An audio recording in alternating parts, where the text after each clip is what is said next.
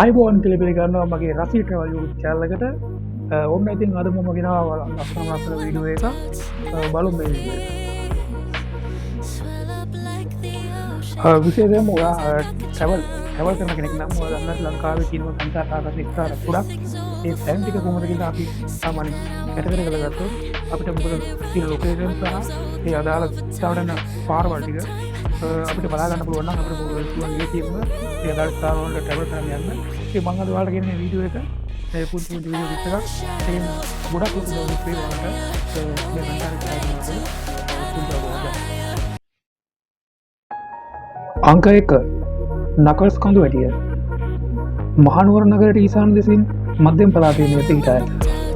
අත පිටමෙලුවක් බඳු කඳු මුදුන් නිසා මහනුවර සිට බැලූ විට එම හැඩය හොඳින් පෙනෙන නිසා බ්‍රිතාන්‍ය මිහිඳුවරුවන් විසින් මෙම නම ද ඇත.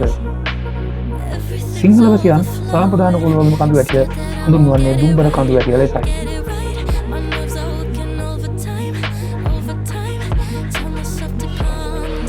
අංක 2 ඕටන් තැන්න ඕටන් තැන්න ජාතික වන උද්‍යානයවත් මහා එළිය උස්දුව පිහිටි ජාතික වන උද්‍යානය මධ්‍යම ගන්ධ කොරයට සිට මීටර් 3000 වඩා උන්නතාංශයකින් පිහිටා ඇත.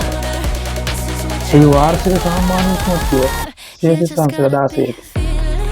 මෙයට හෝටන් යන නම ලැබී ඇත්තේ එවක සිටි ආණ්ඩුකාරවරයෙකු රොබර්ට් විල්බට් යන අයගේ බිරිඳ වන ඇන් හෝටන් මහත්මිය සිදුවීම පිණිස යොදා ඇති නමයි. පසු කාලවල මෙය හෝටන් තැන්න යනුවෙන් ප්‍රසිද්ධ වුණා. අංක 3 කල්කුඩා කල්කුඩා යනු දමිළ භාෂාවෙන් ගල් වලින් තිබුණු බොක්ක යන හඳුන්වයි. ශ්‍රී ලංකාවේ මඩගල ප්‍රදේශයේ කිලෝමීටර් 35ක් පමණ වයඹරකින් පිහිටි පෙරබර නිවාරණ නිවේදනයෙන් පිරුණු මෙය පාසකුඩා සහ කල්කුඩා යන නගර දෙකම එකිනෙකට ආසන්න වූ ස්ථාන කීපයක්. වර්තමාන සංචාරකයන් අතර ඉතාමත් ආකර්ෂණීය ස්ථාන කීපයන් අතර එකක්.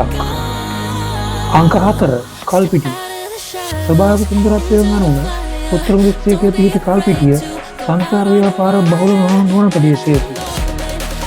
දීවර ප්‍රජාවේ පිරිම නගරයෙන් බැහැර ගෙවන ජීවිතය පිළිබඳව අවබෝධයක් ලබා ගැනීමට කදිම ස්ථානයකි. වර්තමානයේ මේ සංචාරකයන් අතර ඉතා ජනප්‍රිය ප්‍රදේශය. අංක 5 මහනුවර ශ්‍රී ලංකාවේ මධ්‍යම ප්‍රදේශයේ පිහිටි මහනුවර නගරය කඳු මැදේ පිහිටි නිවර්තන වතු වාස්තු ප්‍රදේශයකි. මේ පරිපාලන හා සංස්කෘතික නගරයකි.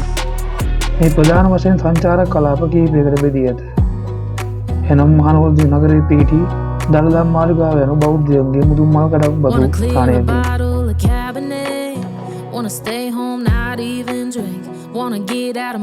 අංක 6 රත්නපුර රත්නපුර ශ්‍රී ලංකාවේ සබරගම් පළාතේ පිහිටි නගරයකි.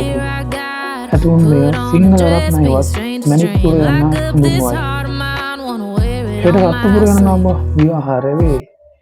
මැණික්පුර ඉතින් වීඩියෝ ක්ලිප් එක බලුවා නම් ඔයාලට යම් කිසි අවබෝධයක් කරගන්න ඇති මේ සම්බන්ධව. මොකද ලංකාවේ දැන් සංචාර ස්ථාන ගොඩක් තියෙනවා. ඒ සම්බන්ධව ගොඩක් කට්ටිය හොයනවා සහ ට්‍රැවල් කරනවා. අනික YouTube වීඩියෝ හදන ගොඩක් කට්ටිය. ඒ නිසා ඔයාලට මේක සම්බන්ධව මේ වීඩියෝ එකේ යම් කිසි අවබෝධයක් ආවලා ඒක ගොඩක් වටිනවා.